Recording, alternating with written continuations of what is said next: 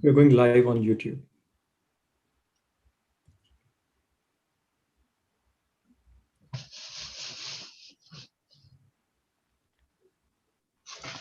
Okay, we're going to begin with the reciting the Namo Tassa and three refuges for those who like to recite them. Namo Tassa Bhagavato Arahato Samma Sambuddhassa. Namo Tassa Bhagavato Arahato Samma Sambuddhassa. Namo Tassa Bhagavato Arahato Samma Sambuddhassa. Buddhang Saranang Gacchami. Dhammang Saranang Gacchami. Sanghang Saranang Gacchami. Dutiyampi Buddhang Saranang Gacchami. Dutiyampi Dhammang Saranang Gacchami. Dutiyampi Sanghang Saranang Gacchami. Tatiyampi Buddhang Saranang Gacchami. Tatiyampi Dhammang Saranang Gacchami. Tatiyampi Sanghang Saranang Gacchami.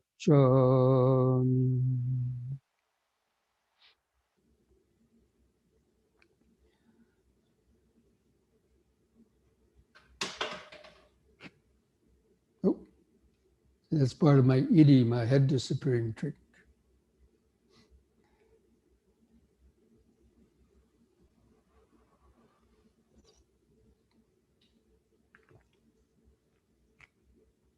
Good evening, friends, and welcome to this Wednesday evening Sutta study. And don't have the green screen on the back,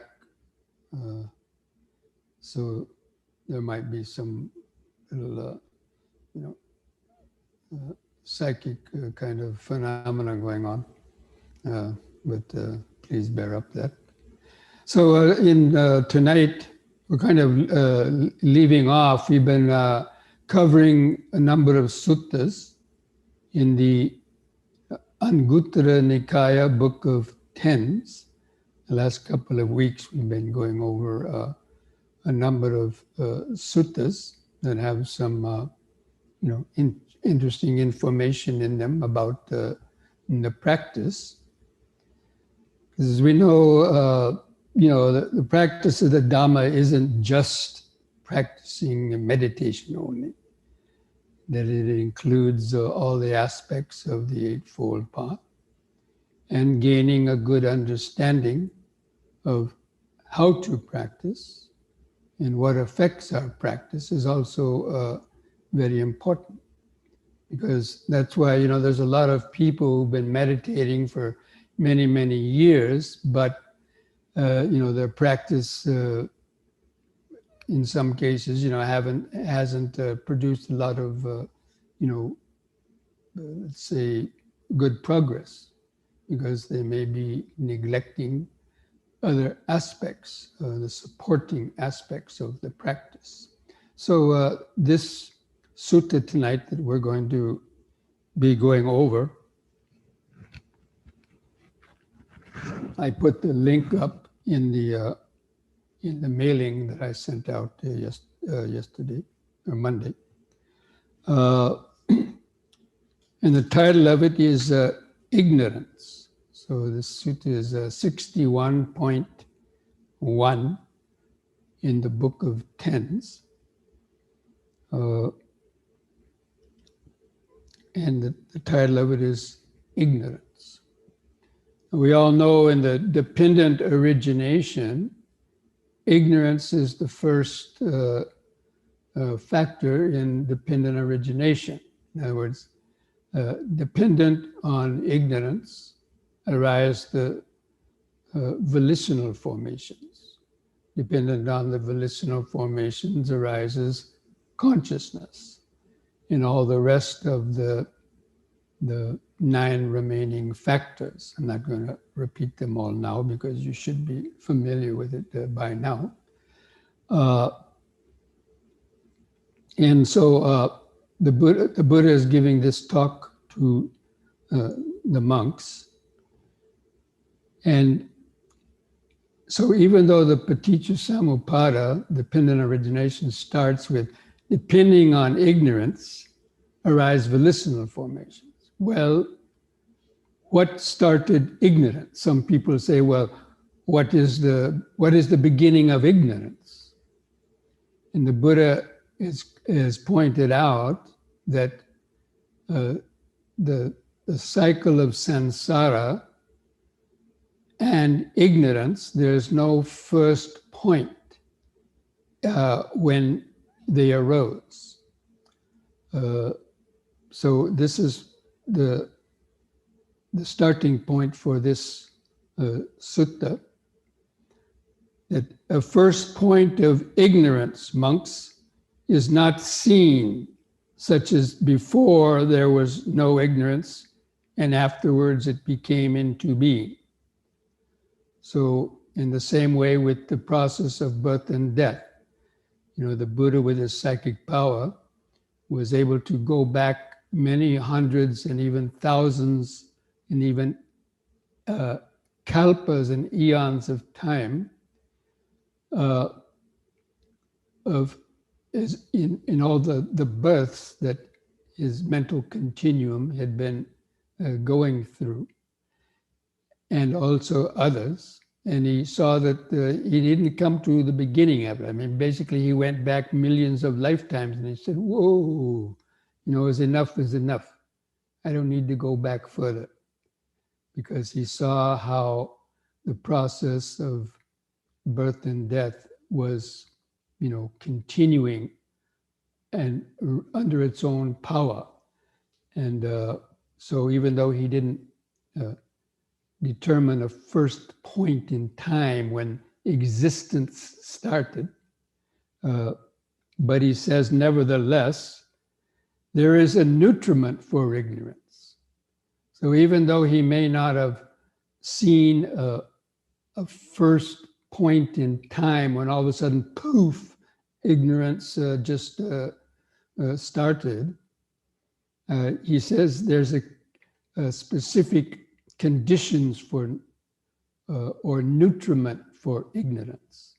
Now, he went back far enough in his past lives to see how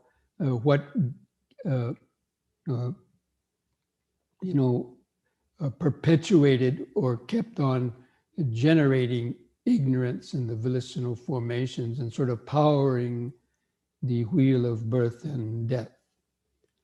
So he's going to be explaining these 9 nutriments or 8 nutriments for the ignorance. So he said, what is the nutriment for ignorance? And by observing the laws of cause and effect, and by observing, hundreds and thousands of lifetimes, he was able to see exactly how these various nutriments were feeding these conditions. So you say it's the 5 hindrances. So the 5 hindrances are the nutriment for ignorance. That means that keep feeding the ignorance. And basically, and then the ignorance is the basic fuel for the cycle of birth and death and ego consciousness. And then he said, and of course, as a review, somebody asked a question last week, and the 5 hindrances, I think most of you know, are sense desire, ill will, sloth and torpor, restlessness and worry, and doubt. So these 5 hindrances are the nutriment for ignorance. That means they keep us from developing wisdom. Ignorance basically is what blocks our ability to acquire wisdom. And so it's the 5 hindrances that keep feeding the ignorance because it prevents us from seeing the truth.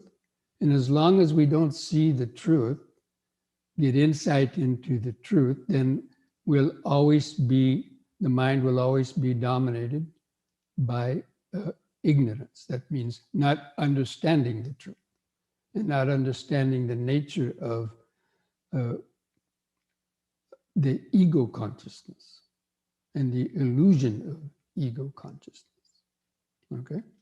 So then he says the 5 hindrances also have a nutriment. So there's a nutriment for the 5 hindrances.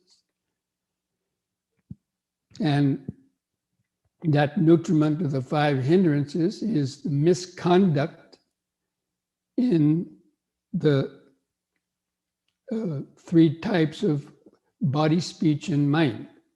So misconduct in body, speech, and mind, that means the creating the akusala karma, is the nutriment for the hindrances.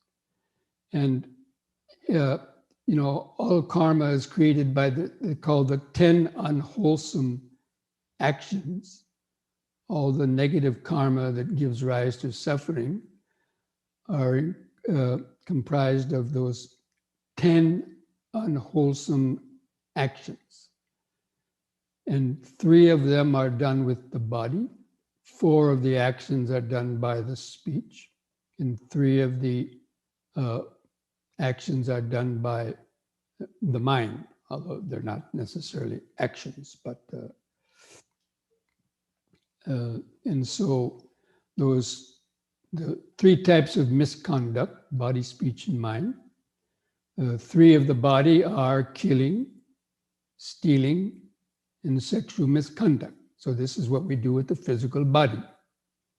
And then the 4 misconducts in speech are telling lies,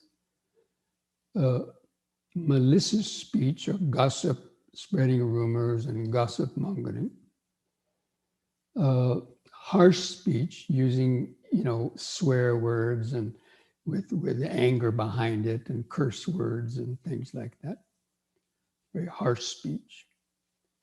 And then the frivolous speech, just idle gossip that just increases our lust and delusions and silliness and things like that, which also is part of the hindrances.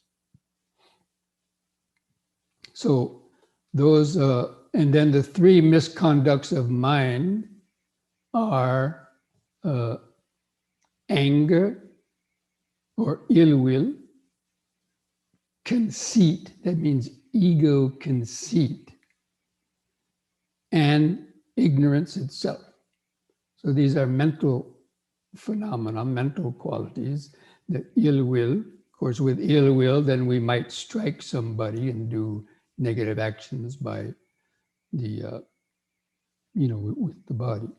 So anyway, so the 10 unwholesome actions are the nutriment for the hindrances, because those are which that keep creating our negative karma and keep our mind caught by sensual desire and ill will and all the other actions that come based upon them.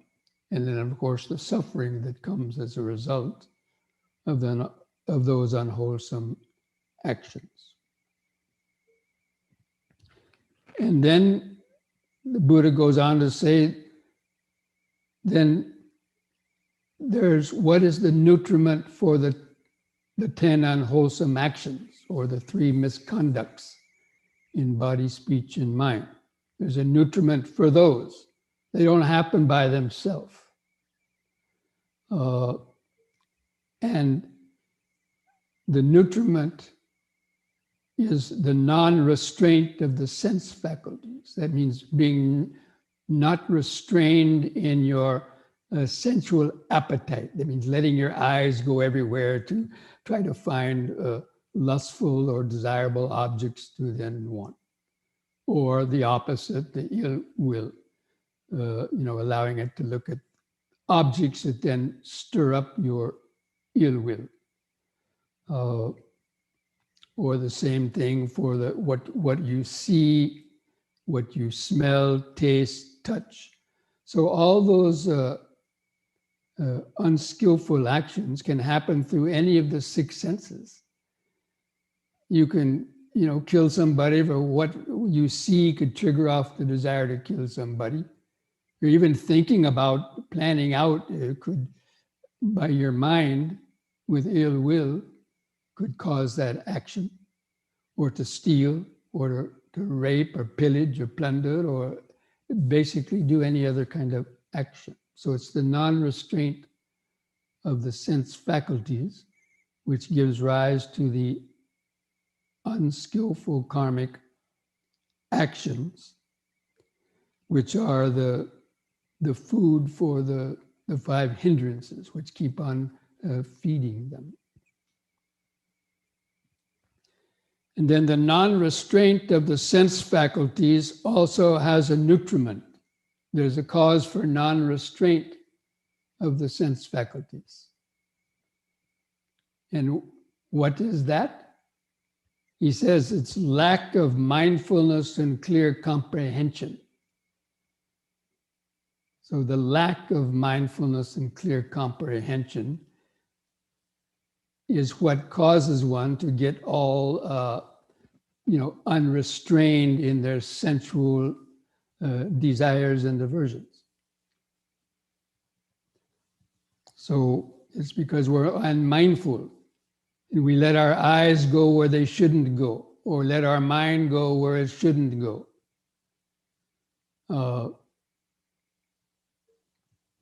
So that lack of mindfulness and clear comprehension. And that also has a nutriment. The lack of mindfulness and clear comprehension also has a nutriment. Basically, you could say, okay, people don't meditate, or they're not interested in meditation, and they just want to follow their whims and fancies and desires, and they don't really care much about restraining themselves. So there's a nutriment for that. And that is careless attention. And so now you might say these things are fairly similar, and that's true. They all have some similar attributes, but they also have some, qualifying things, in themselves. So careless attention. That means we're careless. And when we're careless, that means we don't have mindfulness. That means when you're rushing too fast and moving around too fast because of your desire to get a lot of things done, and you rush around, then you're not careful about what you're doing. Like you reach out your arm and you knock over something you didn't see in front of you, like knock over a glass of milk on the table, or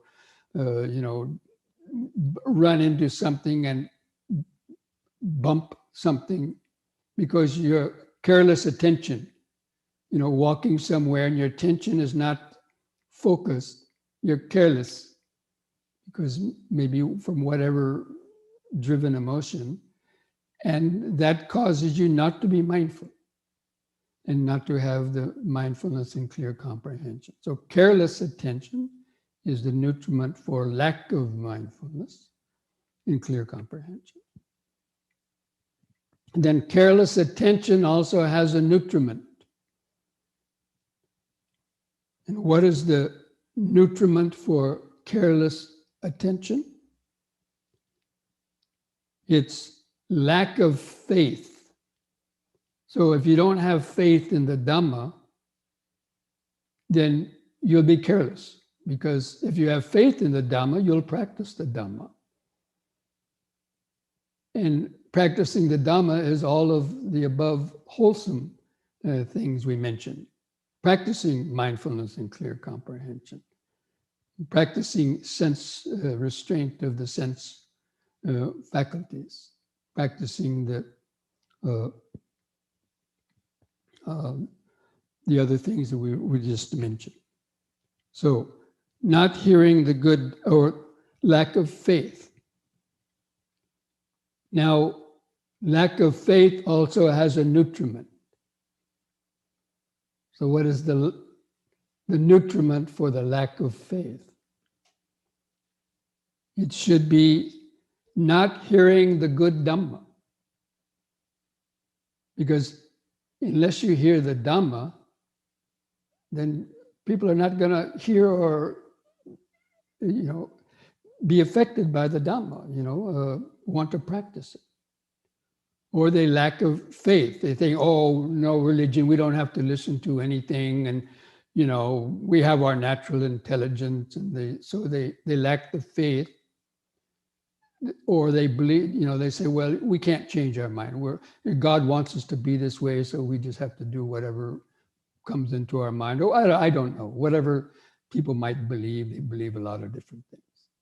But anyway, they lack faith in the Dhamma. So it's the lack of faith or not hearing the good Dhamma is what causes faith not to arise. Because like before I heard the Dhamma, I didn't have faith in the Dhamma. I didn't even know what Dhamma was, right? And of course, this is referring to the Dhamma. It's not referring to other types of religions or anything, but specifically, this is the Buddha's approach to the Dhamma that he is, explaining. So, not hearing the good Dhamma. And not hearing the good Dhamma also has a nutriment. Now, probably by now, most of you, by reasoning with cause and effect, you should be able to guess what the nutriment for not hearing the good Dhamma is. Well, you can maybe say it in a question later on, but anyway, I'll just say it. Not hearing the good Dhamma is because one does not associate with good persons or does not associate with, spiritual-minded people, doesn't associate with people that know the Dhamma. So you can't hear the good Dhamma unless somebody gives you a book, good friends gives you a book and say, hey, you gotta read this. It's pretty cool stuff, Four Noble Truths and so on. It might help you. And then, okay. So, but if you don't associate with people that can, help you like that, to introduce you to the Dhamma, then you're not going to have faith in the Dhamma. That means an interest. You're not going to have an interest in the Dhamma because you have to think that the Dhamma can help you in order to practice it. We all know that practice takes a lot of work, right? The amount of meditation you do and following the precepts and going to retreats. I mean, this, is a lot of work for a lot of people, but it's because it has a good results. So anyway, that is the end of this particular part of this sutta, that not association with good persons. And then he says it in the opposite direction. He sort of sums it up. So he gives thus not associating with good persons. That means, and becoming full. So he uses the word becoming full. That means not just associating once or twice, but, becoming full. And that means that most of the people you hang out with would, be in that category of, sort of spiritual-minded persons. And it doesn't necessarily have to be Buddhist, because other, religions and so on also have some good points and so on that certainly can be useful.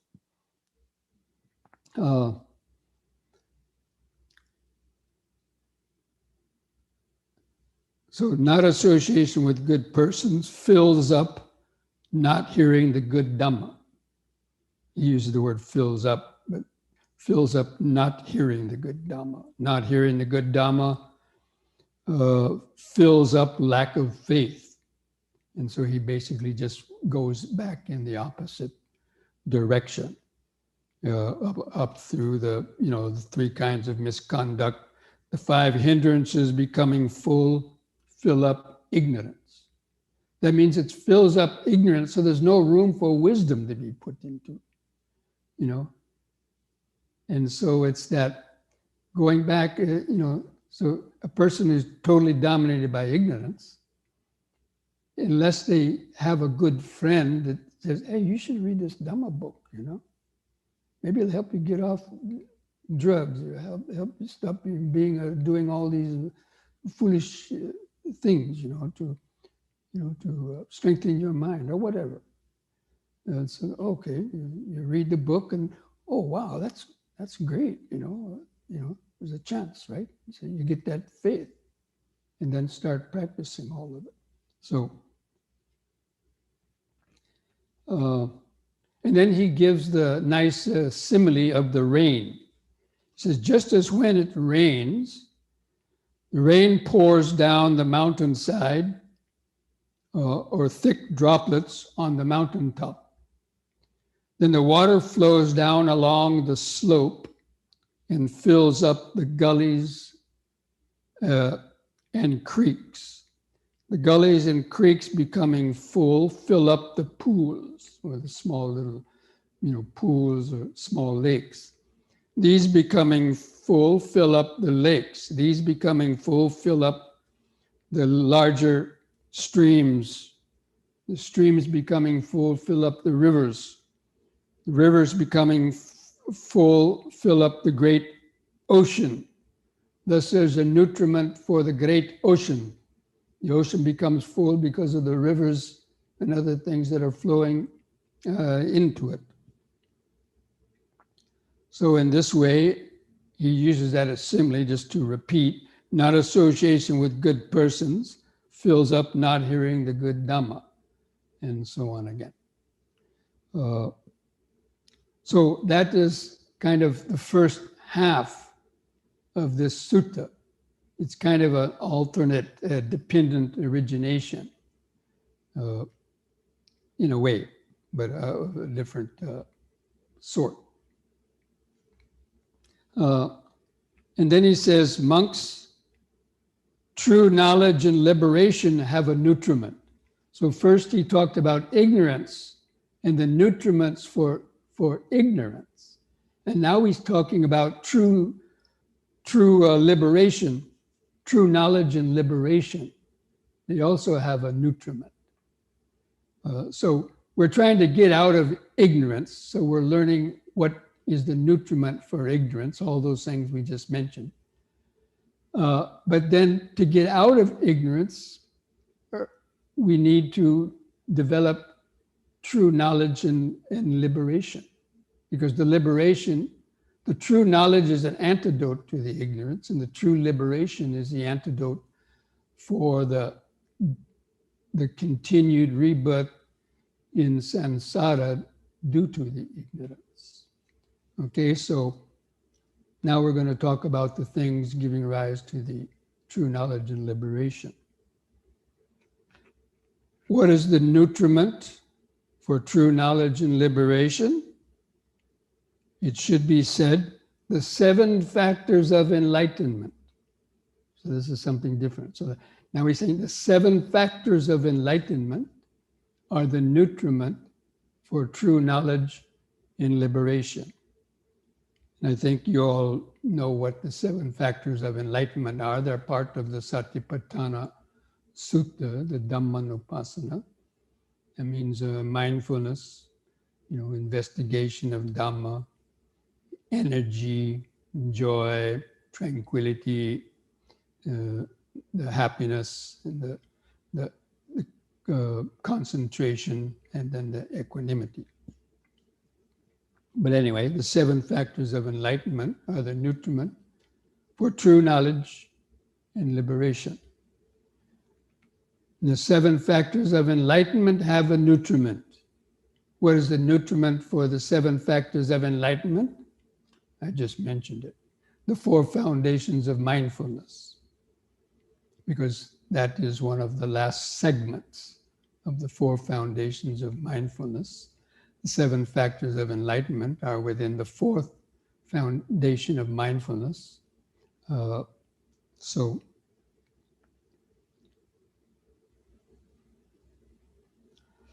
the 4 foundations of mindfulness have a nutriment. And what is the nutriment for the 4 foundations of mindfulness? Now he goes back and includes a lot of the previous ones he was describing as the same nutriment to overcome ignorance. So the 3 kinds of good conduct, that means the 10 wholesome actions, that means basically the practice of sila, is the nutriment for the 4 foundations of mindfulness. Because if you're not practicing sila, you're not going to get very far with developing the 4 foundations of mindfulness, because it requires concentration, mindfulness and concentration to develop the 4 foundations of mindfulness. So the 3 kinds of good conduct are the nutriment for the 4 foundations of mindfulness. And then these 3 kinds of good conduct have a nutriment. And then he repeats it. It's restraint of the sense faculties. So these next several things are basically the same as we saw in the first half of this sutta. So restraint of the sense faculties is the nutriment for the 3 kinds of good conduct. The nutriment for restraint of the sense faculties is mindfulness and clear comprehension. In mindfulness and clear comprehension, the nutriment for mindfulness and clear comprehension is careful attention.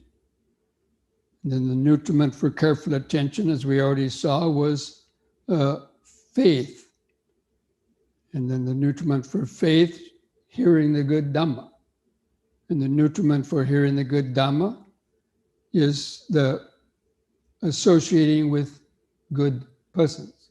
So you can see how these different sets are kind of interconnected. And then he gives the, again, he says, thus associating with good persons, becoming full, fills up hearing the good Dhamma, and just repeats that again. In the 4 establishments of mindfulness, becoming full, fill up the 7 factors of enlightenment. The 7 factors of enlightenment becoming full, fill up true knowledge and liberation. And true knowledge and liberation means realizing the 4 stages of entering the stream, once returning, never returning, and the arhat stage, or the 4 stages of liberation. That's what it's called, true knowledge, because it's a knowledge that comes out of meditation. It's not intellectual knowledge. It's the knowledge that comes out of deep meditation, having developed mindfulness, concentration, and wisdom. And then he gives the simile of the rain again. As these things fill up, then they flow into the ocean of true knowledge and liberation. So that is basically this sutta. And so I'd like to see if there's any questions that anybody might have based on these, what was mentioned in these, in this sutta. My light's not on very well. Is there any, okay. There's no chat questions here. Hi, Bhante. Anybody have any chat questions? I have a question. Okay. It's Ranik. So you said that the nutriment for not hearing the good Dhamma is not associated with associating with good persons. So what is the nutriment for not associating with good persons? Is it unfavorable karmic conditions? Well, he didn't specifically mention that in this sutta. So it's, but not associating with good persons would probably be associating with the opposite, not such good persons. Or, well, of course, also lack of faith and just being, sunk in ignorance. So sometimes you just don't have the opportunity to meet people that have knowledge of the Dhamma. So it looks like it's a combination of things. Well, that's true. It's probably the karma, your past karma. If you have such past karma that you're not coming in contact with good persons, then that's part of your karma. And it's true. We don't expect everybody in the world to get an interest in the Dhamma. It's not going to happen. It hasn't happened in millions of years, and it won't be. There's a certain amount of people that have gotten fed up with suffering. It's suffering is what causes you to seek something out, right? So, right, exactly, yeah. And so, if somebody is suffering, you might know a friend who's suffering, and then you say, well, you got to read this Dhamma book, or you got to practice meditation.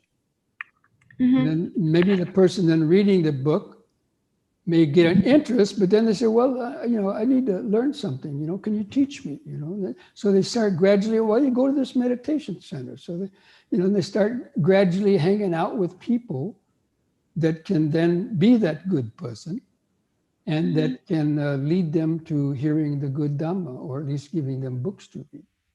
So I would say suffering is the condition. That's what causes people to seek out, or, their friends who have compassion for this person. Come on, go to rehab, go to 12-step programs, do something, right?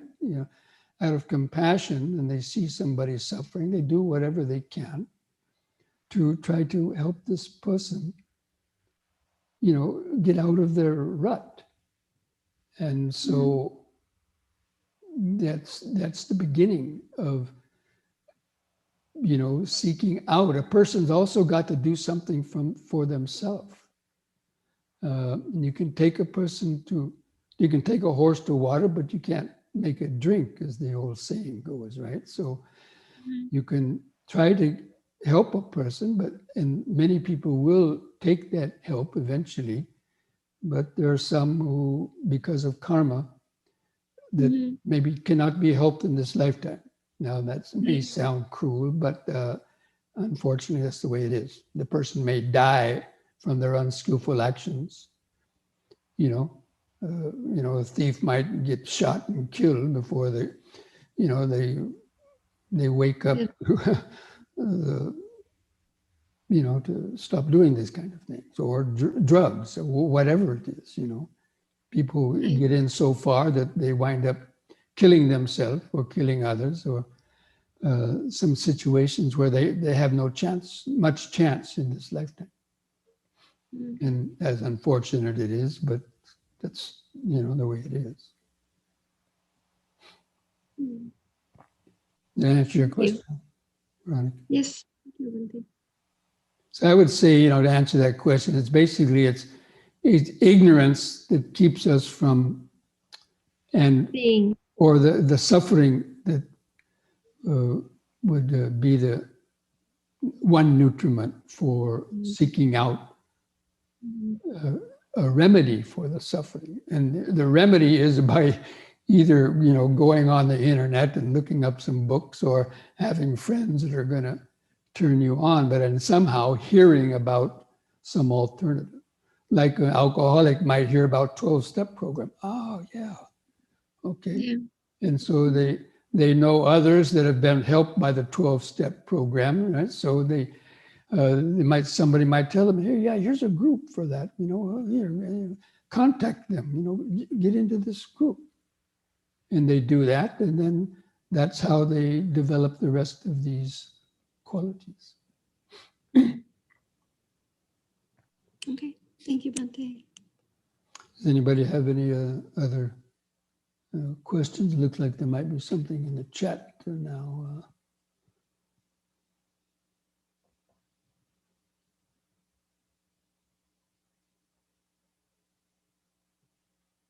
It says, back against a 2-ton road roller.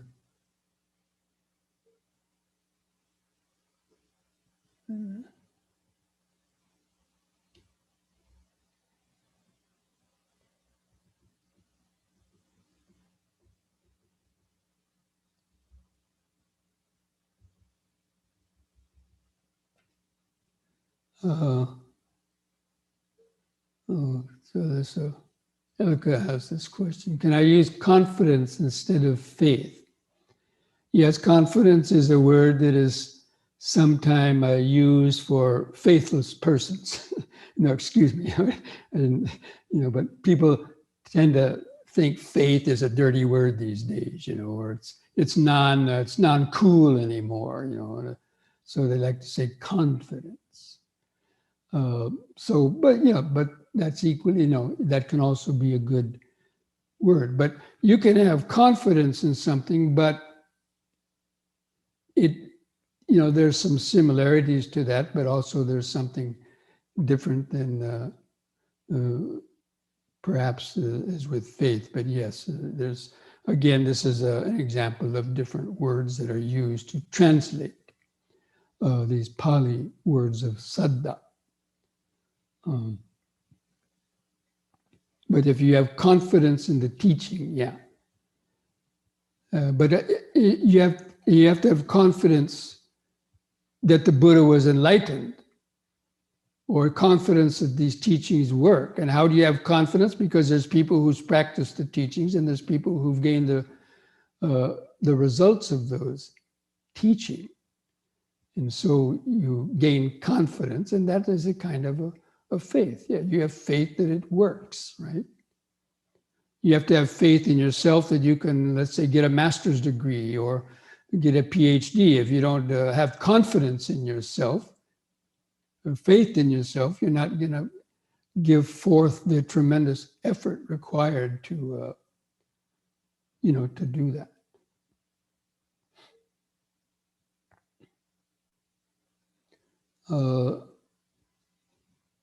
And this other question. Non-restraining of sense faculties for non-monastics who are interacting with the world is becoming very difficult. Any direction we turn our head,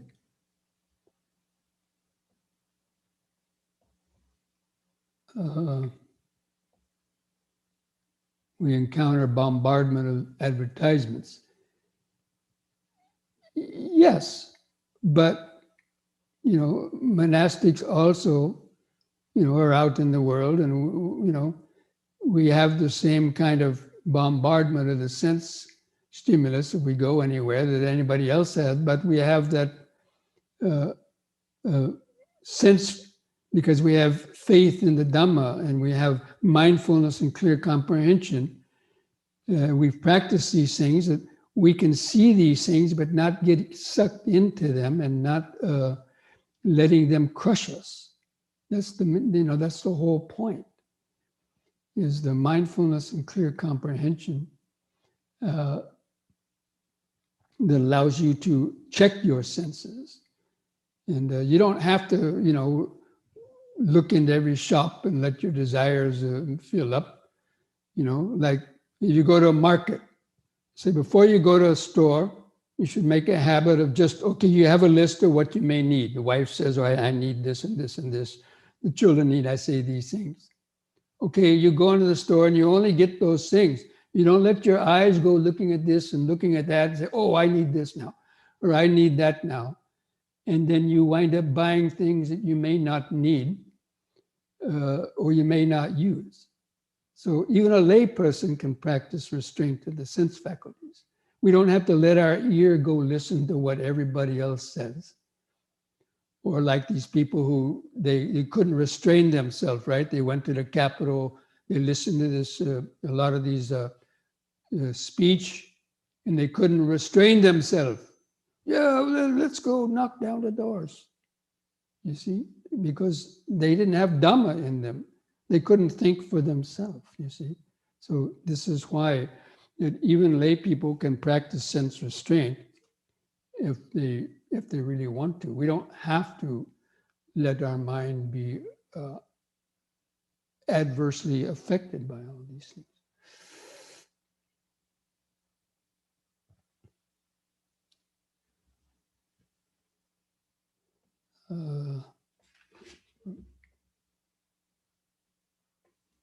And the last question is, trust is also a good word for faith.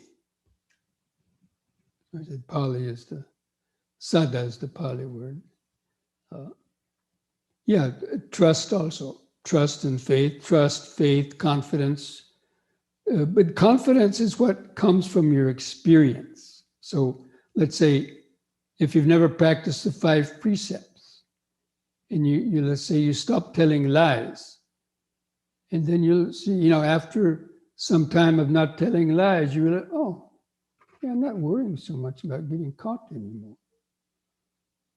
Or if you don't use a lot of bad speech, people are stop having ill will toward you, or maybe you start to be more friendly toward you. And you say, oh, yeah, there's some good effects of practicing this kind of, sila, right? It's the reduction of guilt, worry, remorse, and fear, and also stop creating more enemies. Because breaking the 5 precepts, creating enemies that you are doing those precepts against. So you get the trust. You trust that this Dhamma works. Practicing sila works. And so that's confidence in it, that's faith in it, and that's trust in it. So yeah, all those 3 words are, equally useful. Okay. Okay, friends. I think that may be enough for our discussion, because now we want to also be able to have a good meditation period get in. It looks like that's the end of the chat questions. So, got anything else, Prashant? Yeah, everything is good. TK? TK. Okay. Okay. So let's take a few minutes break and get ready for the yoga, some yoga stretches, and then our meditation. Okay? See you back in a few minutes. Gently close your eyes, feel your feet pressing the floor. Feel the arms and hands hanging at the side. Feel the head balanced on top.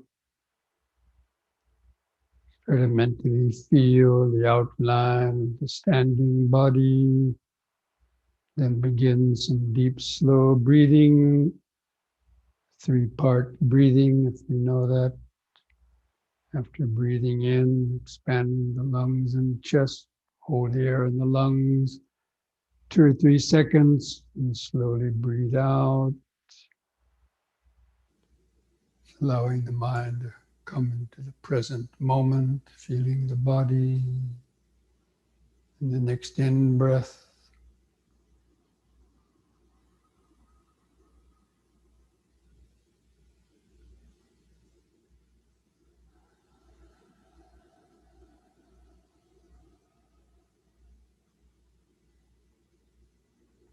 and the next in breath, raise the arms over the head, interlock the fingers, turn the palms up, straighten the arms, stretch your head back to look at the back of your hands, arch the back a bit.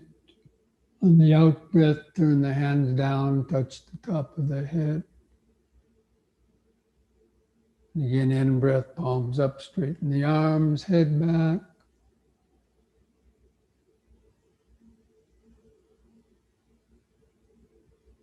Out breath, touch the head.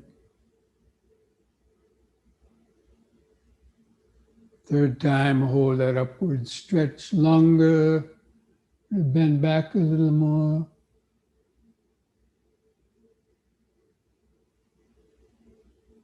And release your fingers. The out breath, arms back to the sides. Just close the eyes. Try to feel the inner subtle vibrations.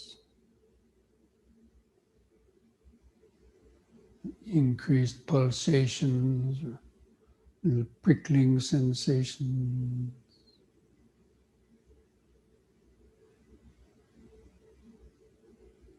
Just remember standing, standing,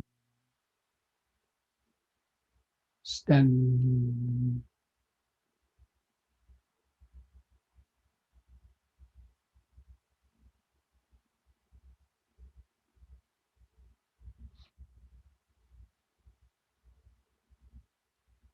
And then next on an in breath, push up on the toes, raising the arms over the head in this way, facing the hands toward each other, stretch up. The out breath, come back down, arms to the side, heels to the floor. Use the breathing to help lift the body up. In breath.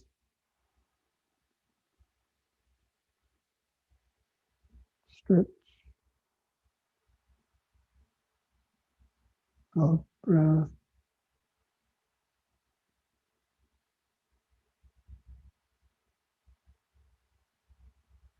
Once more, in breath up. Stretch.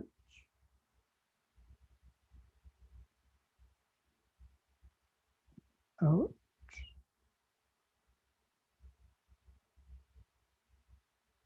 Relax. Still keep the attention focused inside. Again, careful attention to the body. Lack of attention, your mind wanders out in useless thoughts, worrying. On practicing the yoga and careful attention to the body, the sensation.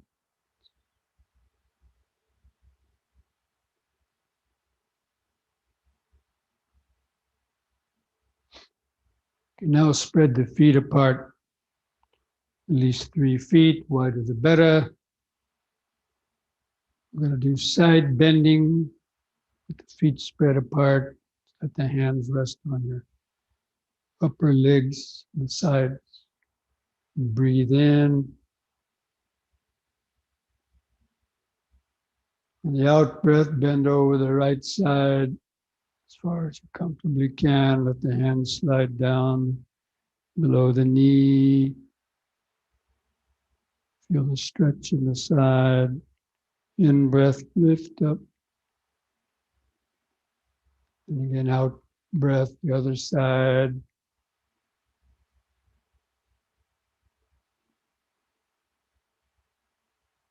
In breath, up. Again to the right, out breath.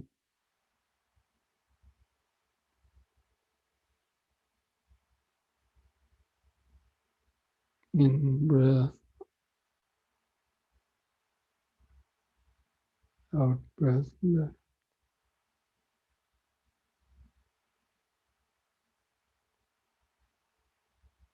In breath.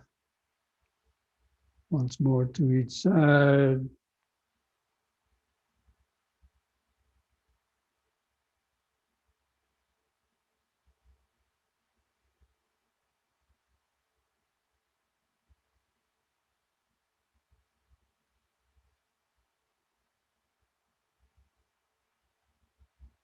In breath.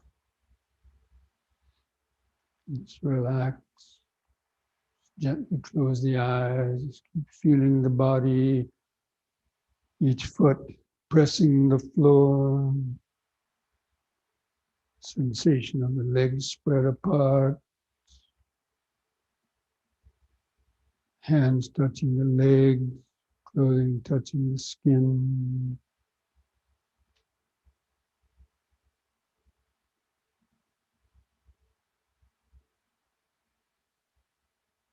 Mindfulness and clear comprehension. This body is standing now in the present moment.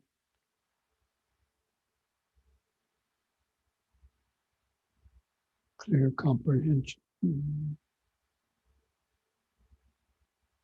The purpose of it is to keep the mind grounded in the present moment.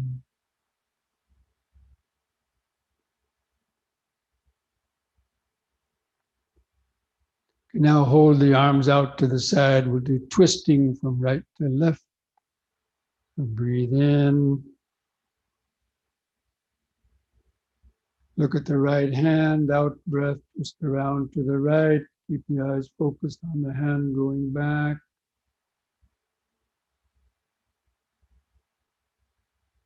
In breath, come back to the front. Let the feet turn with the body, and then to the left side, out breath.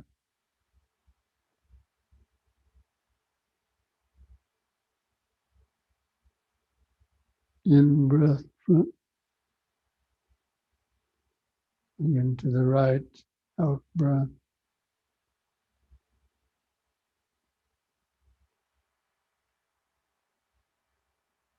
In breath.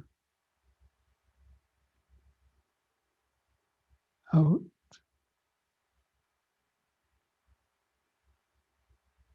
In. Out.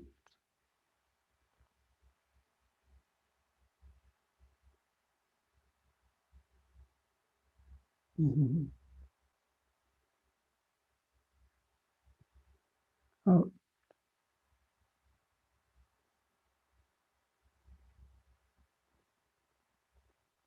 In. Relax. Feel the sensations in the shoulders. Feel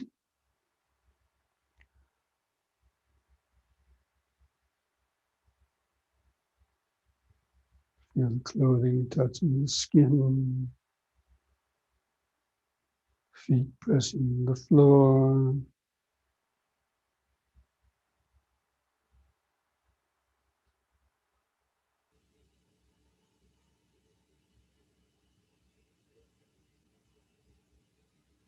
Clear comprehension of the present moment. Mindfulness, clear comprehension. Standing. Standing.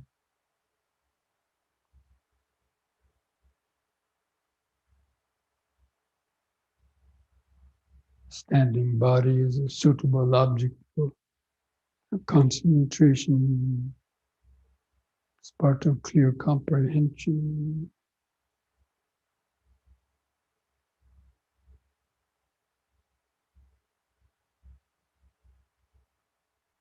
is within the body, or the feelings arising, flow of impermanence.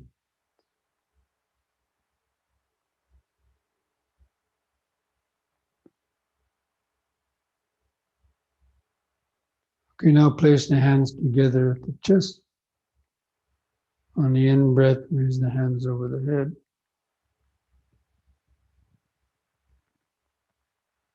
On the out-breath, lower the hands to the chest. Bend the knees, lower the body down, and keep the back upright. Feet flat on the floor. And stretch in the knees and the hips. In-breath all the way up.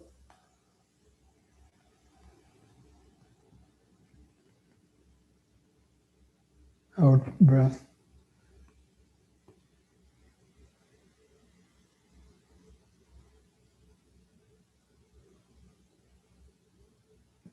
In.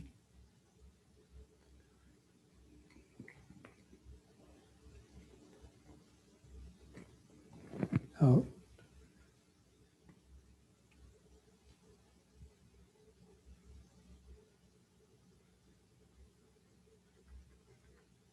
In. The out-breath, arms back to the sides. Relax. Just feel all those increased sensations, pulsations, being the activated life force, helping to generate present moment awareness, grounded in the body.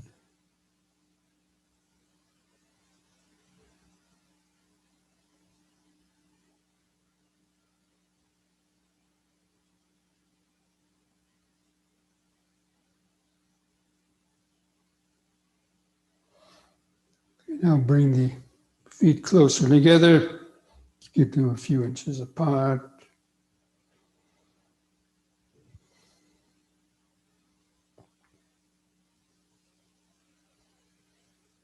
And then we'll do head turning. On the in-breath, turn the head to the right. Look over your right shoulder. Turn the eyes further to the right. See something behind you. On the in-breath, turn the head 180 degrees back to the left. Concentrate into the neck vertebrae. Look over the left shoulder. In-breath back to the right. Concentrate into the neck vertebrae.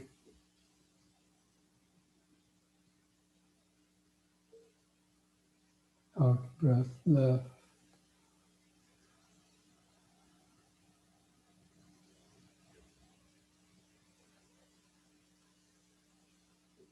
In breath right.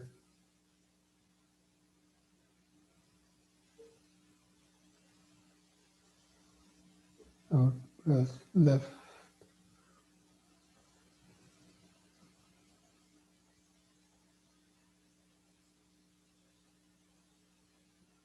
On the in breath, let the head stop in the center.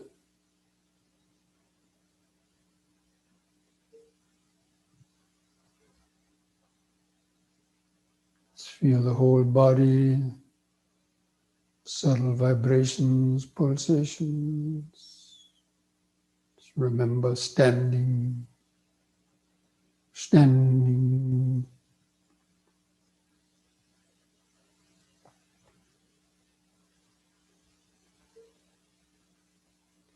We're going to do one last exercise, the backward and forward bending. And be careful again with the back bend, not to bend back too far the first time. Be careful when lifting up from the back bend. Be aware of any inner shaking or trembling of the body or feeling like you're going to black out. Just don't bend back too far the first time. Turn the palms outward. keeping the arms straight. And on an in-breath, gradually raise the arms up, spreading them out to the sides as you bend back. Bring the arms out to the horizontal position, look up at the ceiling. Carefully lift up on an in-breath, keeping the arms out at the side.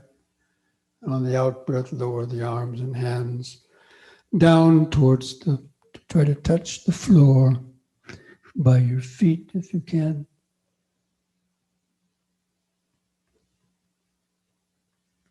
And keep the legs straight. Then begin standing up, turn the palms outward again, in-breath, gradual V. Opening out the arms to the side.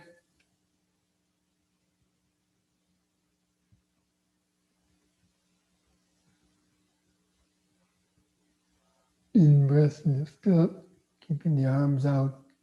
Again, out-breath, lowering the hands down.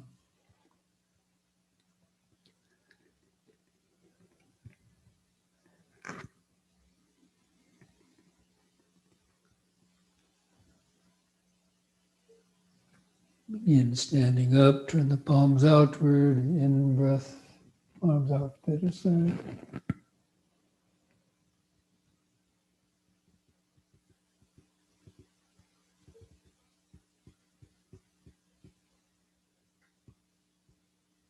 Lift up, out breath.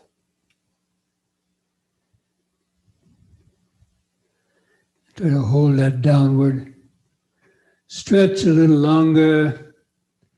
Just try to allow those small little bones at the base of the spine, where the spine joins the pelvic girdle, those small sacrum bones. Let them stretch out.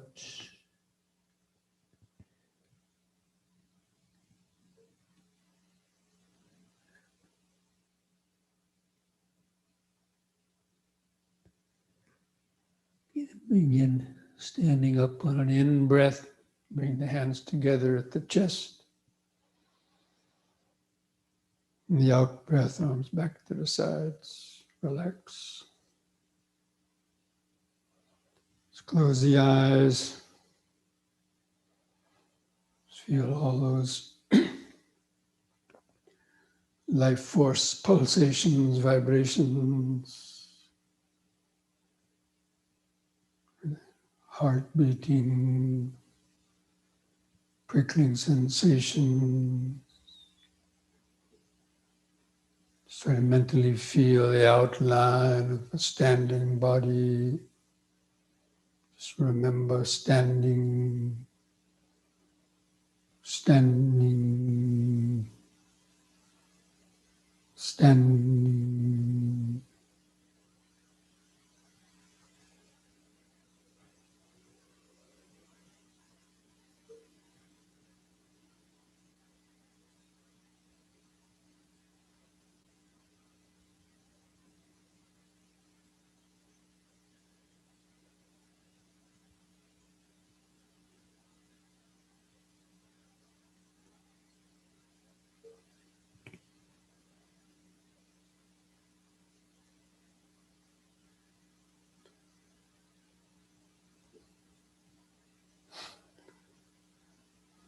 Okay, friends, so we'll go ahead and come back to our seats, get ready for the sitting meditation. Okay, so let's take up a good meditation posture. Try to align the back of the head and the spine in a straight line. I'm going to turn off the live video.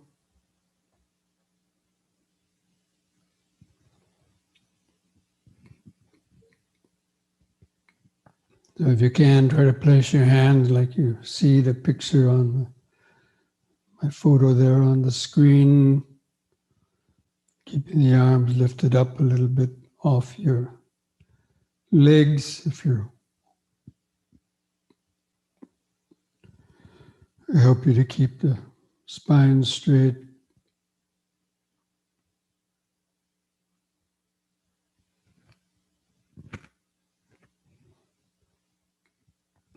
So first of all, just bring your attention down to feel the buttocks and feet pressing the floor underneath.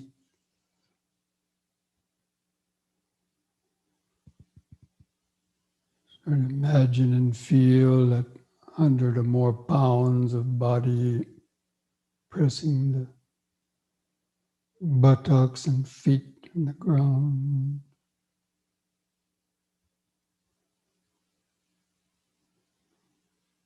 Try to feel your left buttock and the right buttock.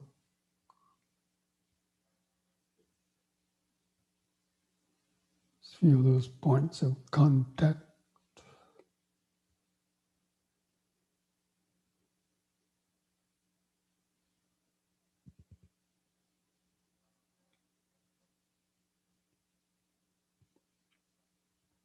And just remember the present moment of sitting.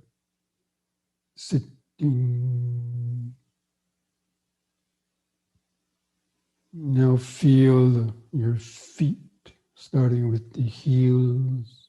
Try to isolate the heels of the feet in the mind's eye. Just feel those subtle pulsations or other sensations in the heels of the feet.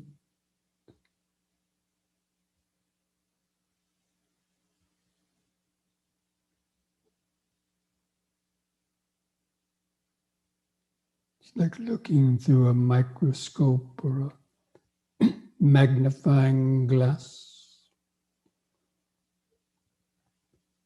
And mentally feel the rest of the feet, the arches of the feet,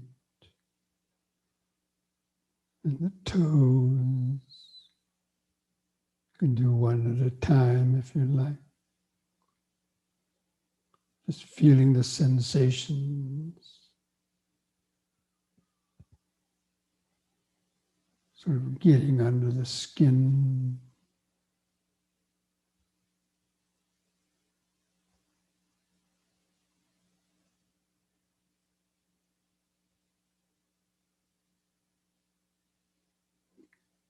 Feel where the toes touch together.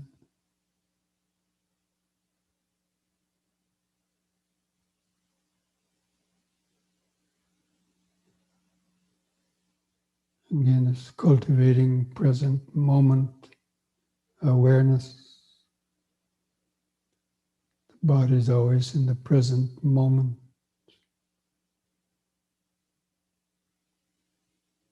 Anchoring the attention in the body.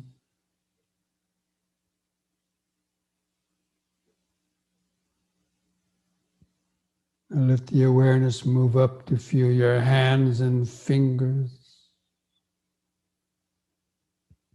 where they touch together, where they touch the body.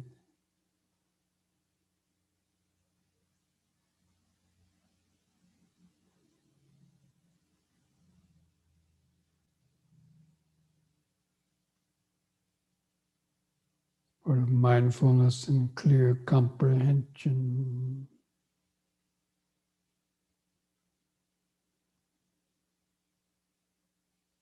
Knowing this body is sitting, sitting, sitting.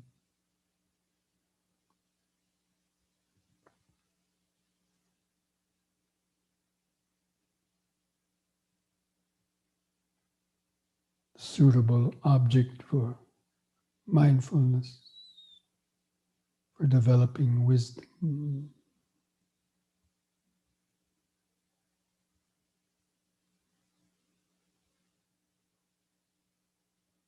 And feel the arms, the weight of the arms hanging at the side.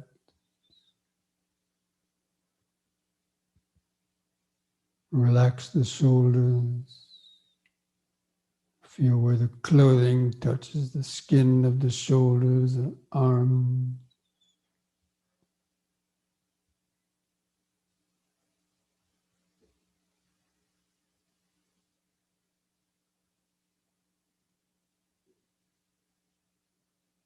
Just remember sitting, sitting.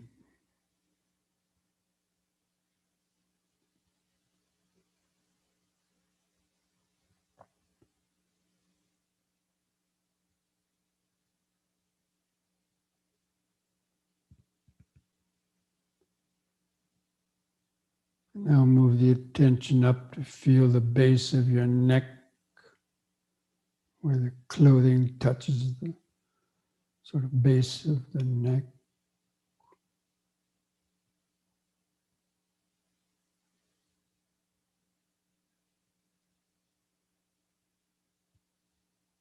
Feel any sensations in the throat, like the sensation to cough or to swallow.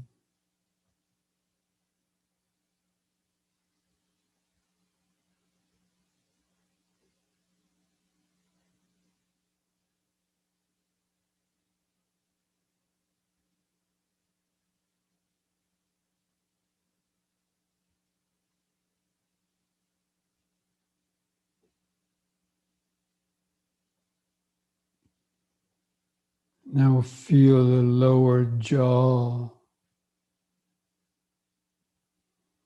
It kind of stretches from being attached to the skull under the ears, out to the chin.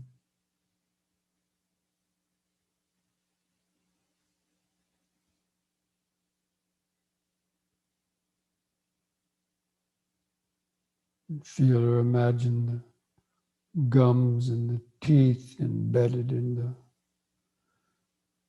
lower jaw.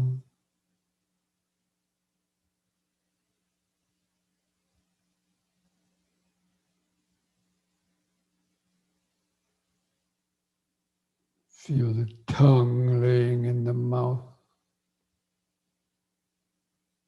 and the sensation of moistness or dryness.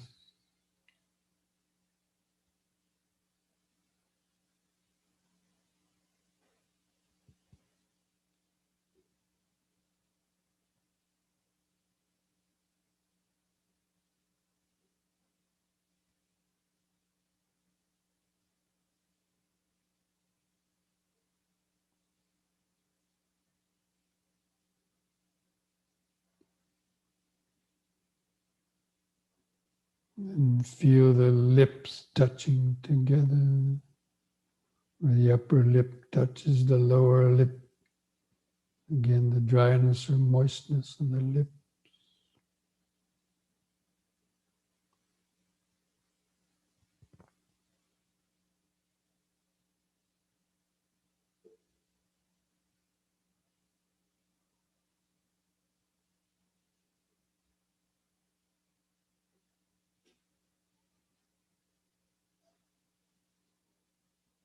And feel the sensations on the face, the skin of the face stretched over the front of the skull.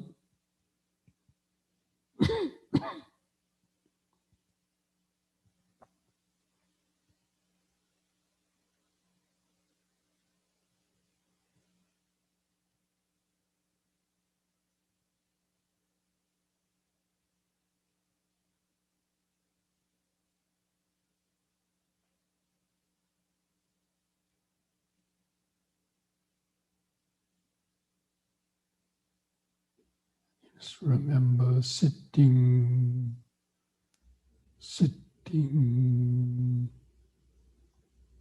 present moment of the body.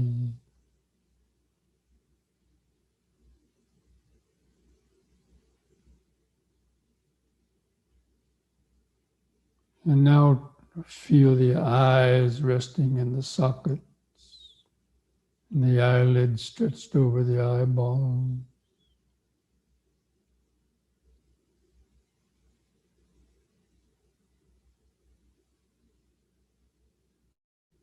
And feel those subtle eye movements, even the blood pulsing in the capillaries of the eyes or eyelids.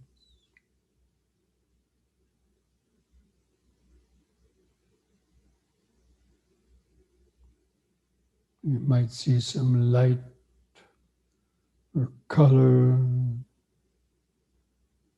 or some mental patterns or image.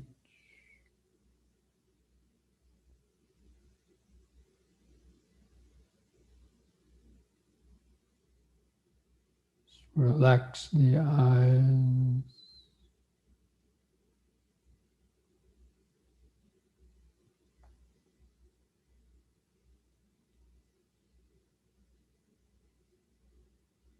From that point behind the eyes, sort of get the feeling that you're just looking at the inside of the face.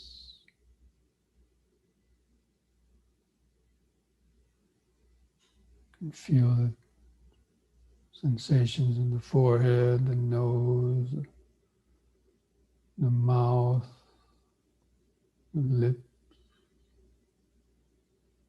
as though you were kind of looking at it from the inside.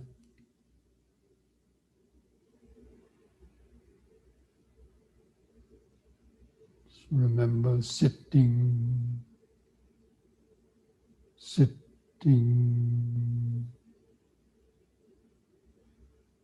sitting.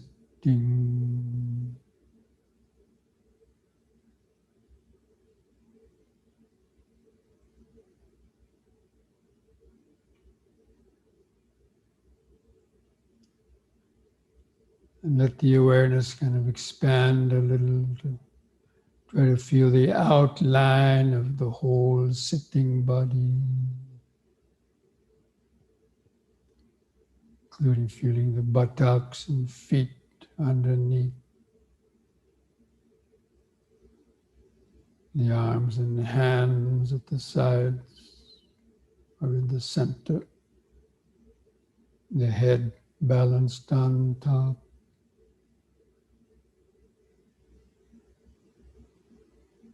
Try to feel that outline of the sitting body. Hold that outline of the sitting body in the mind's eye. Just remembering sitting, sitting, sitting. Just try to get the feeling that you're sitting in a theater, just watching this body sitting and breathing.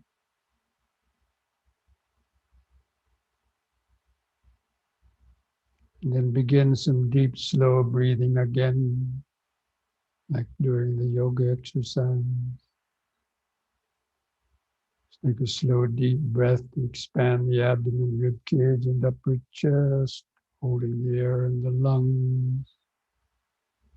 2 or 3 seconds, and then slowly breathing out, feeling the last bit of air go out of the lungs. It's contracting sensation. And then the next in breath. Take several deep, slow breaths like that, cultivating this basic mindfulness. And breathing in, letting go of the past and future.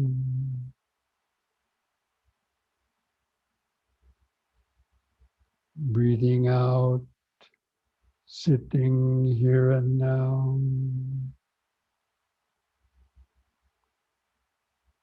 Breathing in, letting go of the past and future.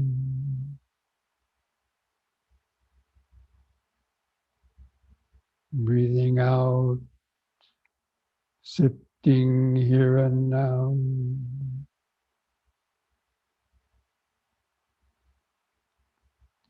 Breathing in, feeling the whole body.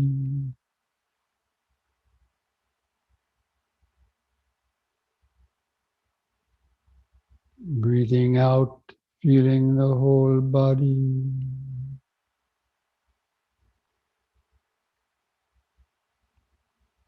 And again, let's count the breaths from 1 to 10. Try to gain a better concentration.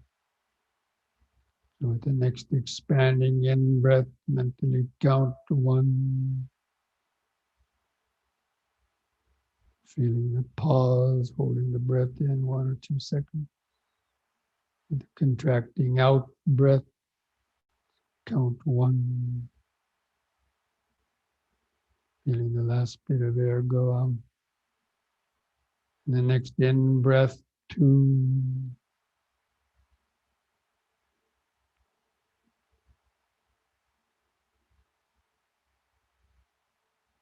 Out breath, 2.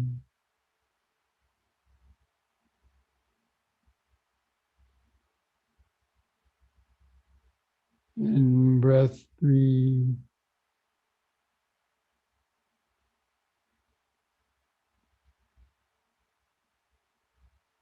Out breath, 3.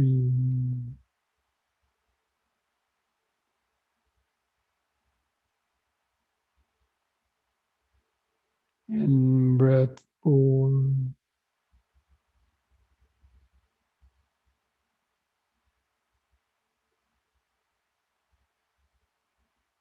Out breath, 4.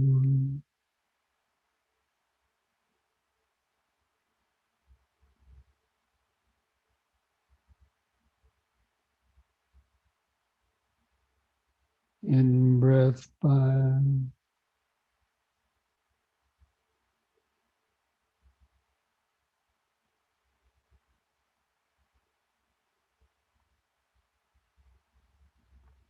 Out breath, 5.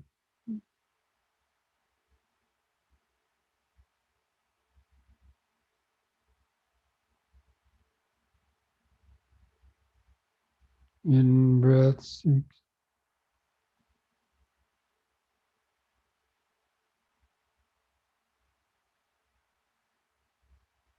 Out breath, 6.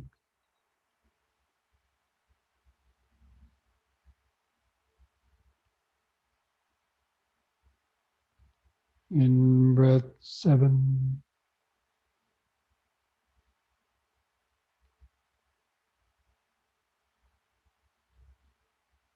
Out breath, 7.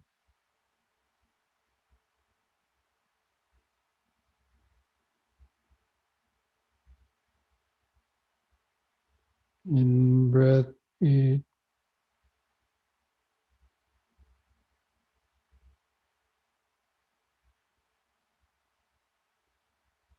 Out breath, 8.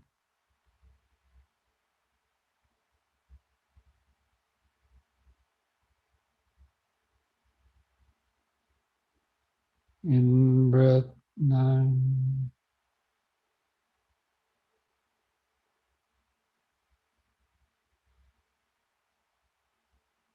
Out breath, 9.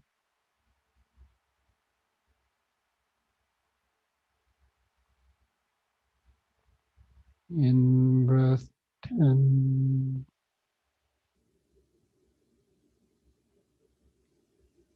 Out breath, 10. Now discontinue the long, deep breathing. Just let the breathing return to its shorter expansion and contraction. So the short breath, continuing the practice of the Anapanasati. First breathing in long, breathing out long. Now breathing in shorter, breathing out shorter. Keep the attention focused on the shorter or subtler expanding and contracting sensations.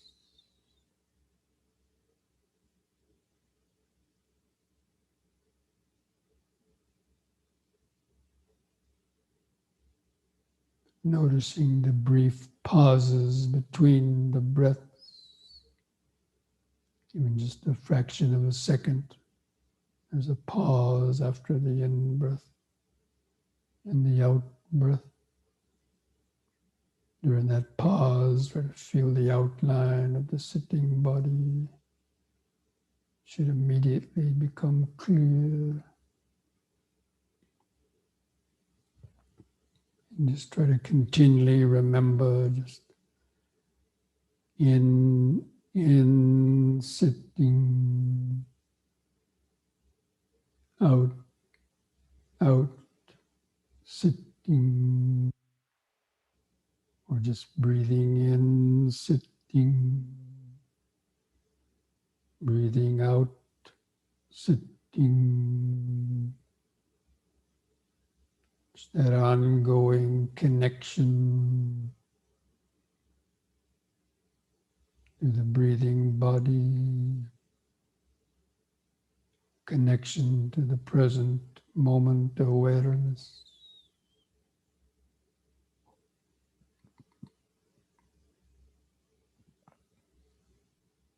Just cultivating that continuous knowing of sitting and breathing helps to cultivate the present moment awareness,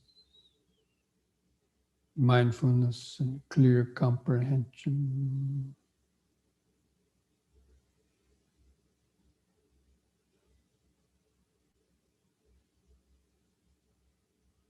Feeling the in-breath start and stop.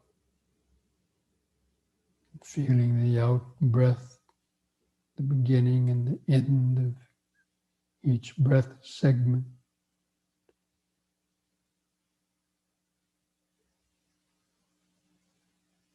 It's like turning up the power of the mental microscope. Try to discern those 4 phases of the breathing. The expanding in-breath and the brief pause. The contracting out-breath and the brief pause. Feeling the whole breath body. Expanding in-breath and the pause. Contracting out-breath and the pause. Start to feel where the clothing rubs against the skin of the belly, rib cage, or chest. That's how the body knows it's breathing. The perception of breathing.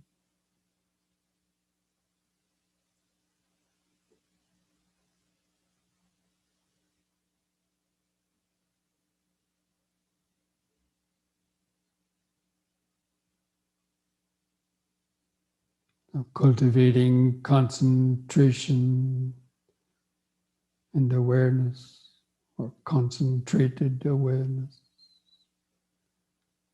Concentration is keeping the mind focused on the breathing, but the awareness is noticing the 4 phases of the breathing.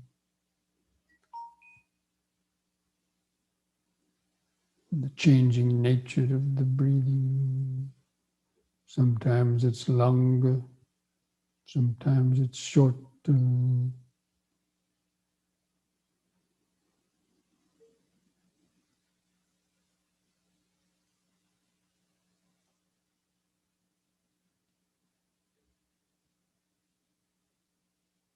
Sometimes the in-breath is shorter than the out-breath.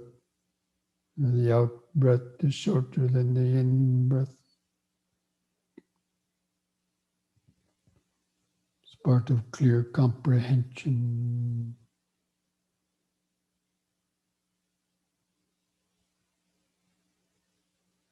Understanding the breath is always changing.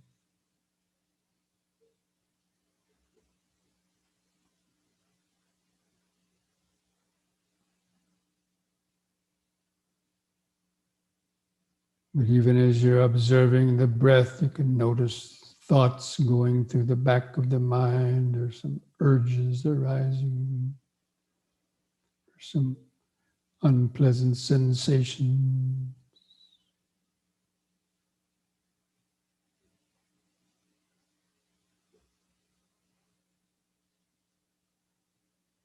Just let the various thoughts, urges, sensations kind of just come and go, and in the background, just keep the overall feeling of the breathing body, the knowing of sitting and breathing, in the front of the awareness.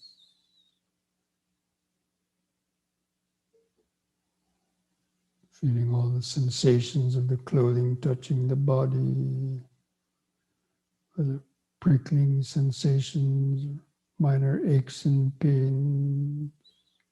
They just naturally occur within the present moment awareness.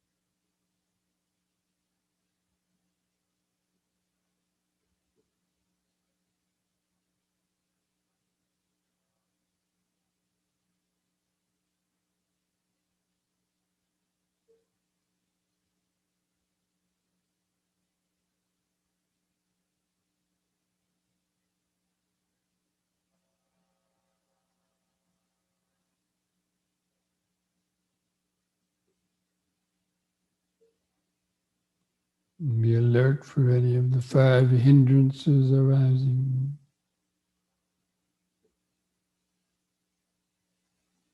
The 5 hindrances are the nutriment for ignorance.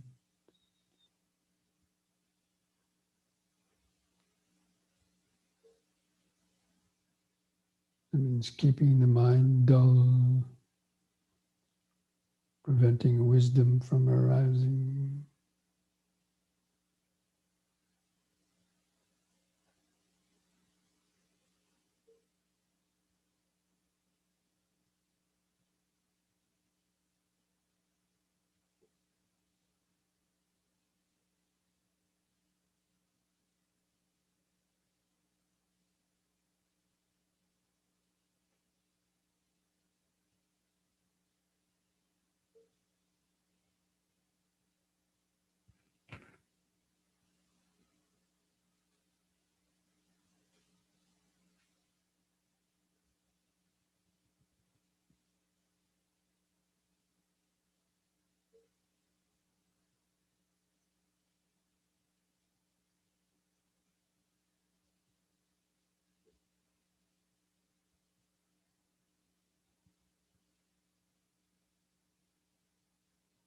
The mind gets caught up in thinking, recognize it as thinking.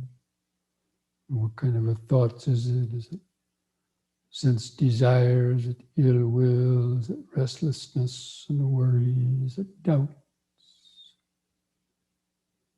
Applying the appropriate remedies if necessary, letting go of the thoughts. Keep coming back. Breathing in, sitting. Breathing out, sitting. Feeling the flow of impermanence of all the different body sensations.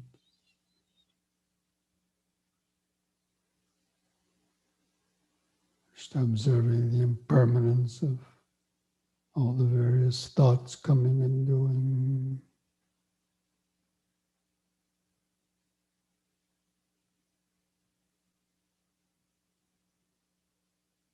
Just the mindfulness and clear comprehension of impermanence.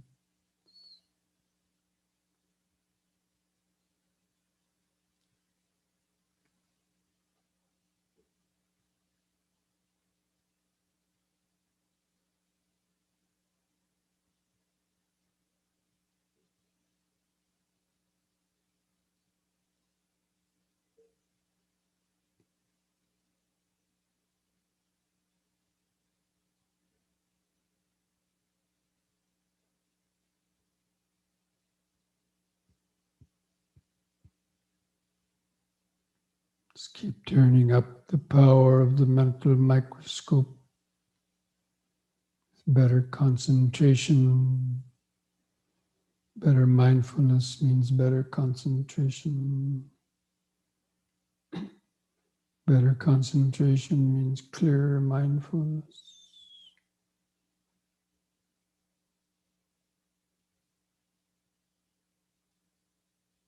Just noticing subtler and more sensations arising and vanishing through this breathing body.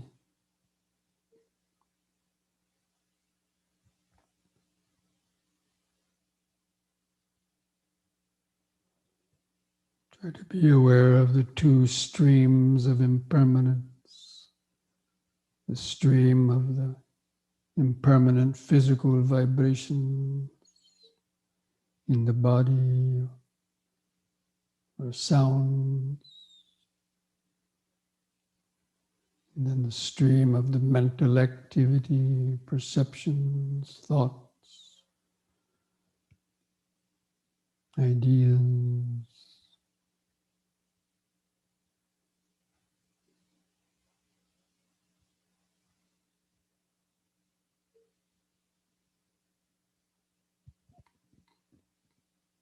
The body-mind process.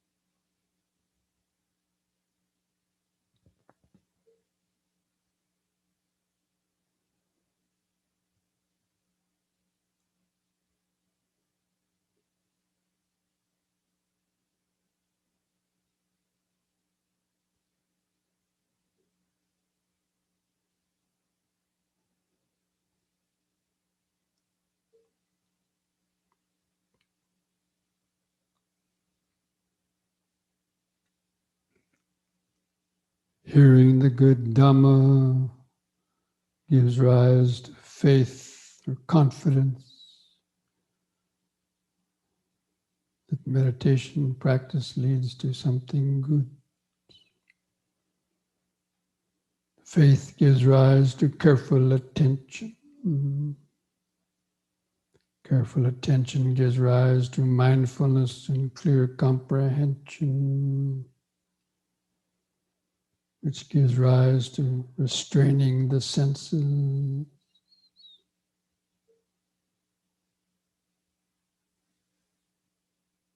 Which gives rise to the three kinds of good conduct of body, speech, and mind. Which gives rise to the four foundations of mindfulness.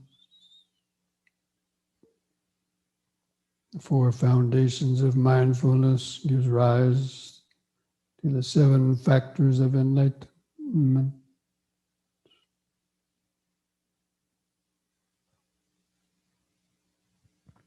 The seven factors of enlightenment give rise to true knowledge and liberation.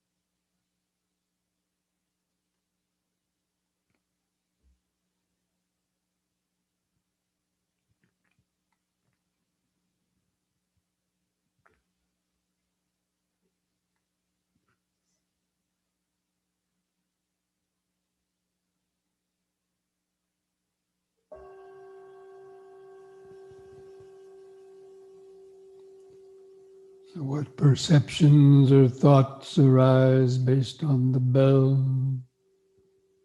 As the meditation is getting over now, I wish it would last longer.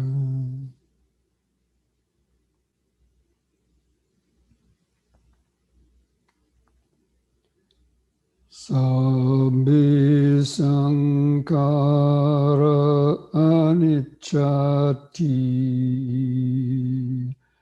Sabbi sankhara dukkati. Sabbi dhamma anattati. Yada panyaya pasati. Atanibindati dukhi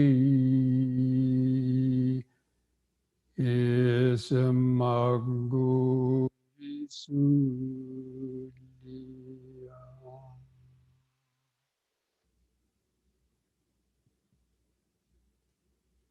All conditioned things, the five aggregates of this body, mind, and world are impermanent. They arise only to change and vanish away. When one understands this with the eye of wisdom, and all impermanent things, when clung to with ignorant attachment, bring suffering. And all dhammas, the conditioned dhammas, as well as the unconditioned nibbana, without any owner or controller. They are not self. When one understands these three characteristics with the eye of wisdom, one becomes disenchanted with suffering. This is the path to purity, to freedom.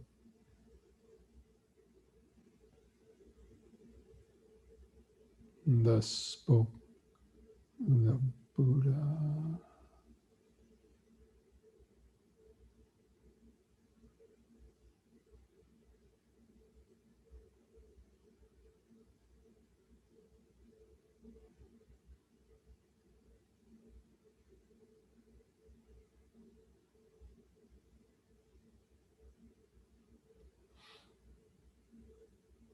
Now mindfully place your hands at the edge of the knees, and on the next in-breath, stretch your head back and pull against the hands, fix to the knees to arch your lower spine.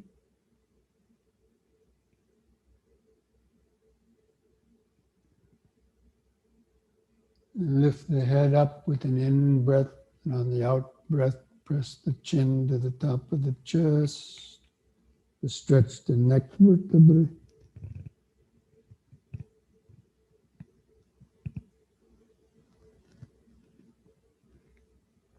And with the in-breath, lift the head up level, and relax on the out-breath.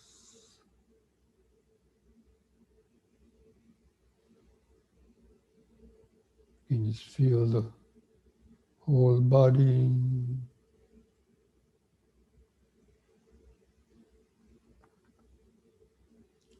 So I invite you to join in chanting the word sadhu to finish the meditation.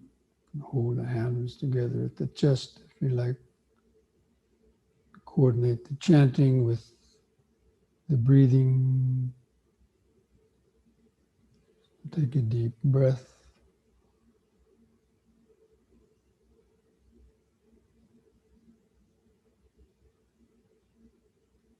Sadhu.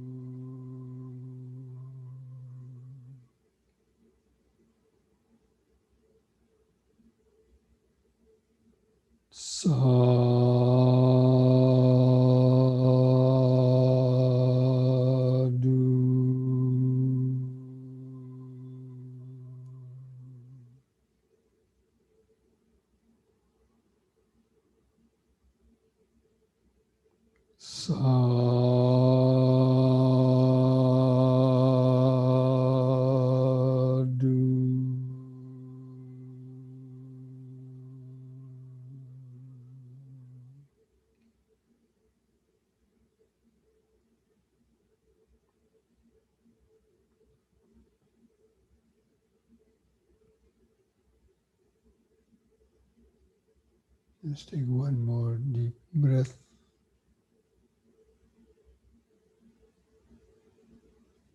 On and out breath.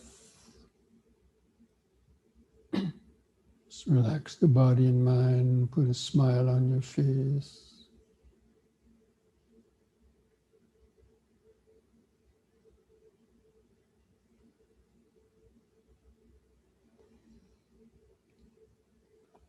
Okay, friends, so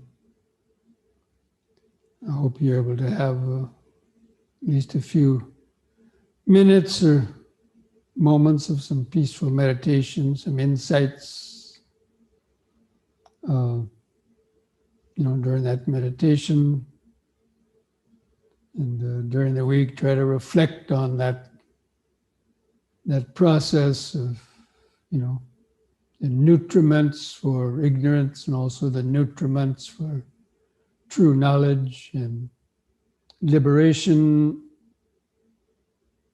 in terms of, associating with Dhamma friends to facilitate the hearing or access to the Dhamma teachings, and generating that faith, and then the practice.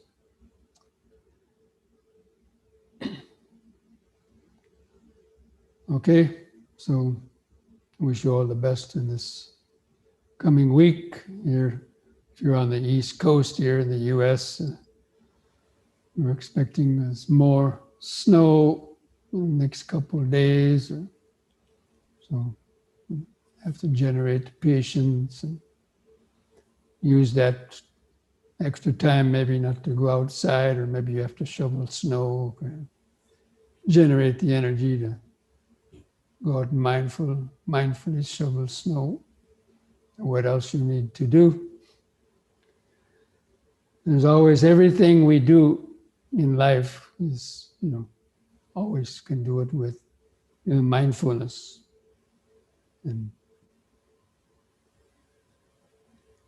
with mindfulness, clear comprehension, wisdom, and most everything is possible. Okay? So don't forget to do your M&Ms, and hopefully we'll see you again on Sunday. Many of you are going to be joining the retreat in Ottawa starting on Friday night and Saturday, and we'll see you there also. I'm not sure if we're going to be running something on YouTube Live or not. Got any insights with that, Prashant? If Prashant comes with us, maybe we might, if he comes over and attends this weekend, we might run that on YouTube Live also. It would be on Saturday morning, I guess, between 9 and 12. We might be running something on YouTube Live. Okay, anyway, again, all the best. Namo Buddhaya. Namo Buddhaya. Namo Buddhaya. Thank you, Bhante. Namo Buddhaya. Thank you, Bhante. Thank you, Bhante. You're all welcome.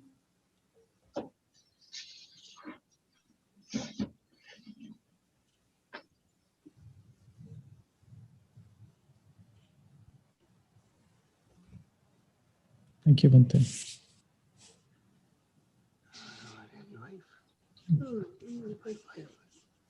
Good night, Veronica.